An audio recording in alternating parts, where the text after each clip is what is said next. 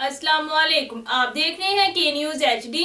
मैं हूं कुदसिया शौकत। खबर शामिल करते हैं साहिवाल से। साहिवाल के कब्रिस्तानों की हालत नागुफ्ता हो चुकी है। कब्रिस्तानों में मंशियात फरोशों ने अड्डे जमा लिए हैं। इस हवाले से रिपोर्ट करेंगे हमारे नुमाइंदे अली हसन कसूरी।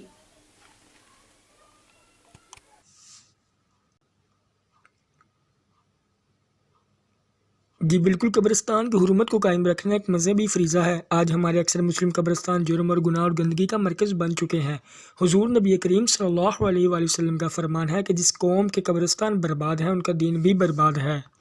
ये कब्रिस्तान दशहरा ग्राउंड साहिवाल है, जिसकी बदहाली एक अरसा से आया है। इस कब्रिस्तान के अंदर जा बजा कूड़ा करकट फैला हुआ है। इस कब्रिस्तान की कोई तहफ़्फ़ुज़ कमेटी नहीं जो कि इस बाहुर्मत मुकाम की निगरानी करे।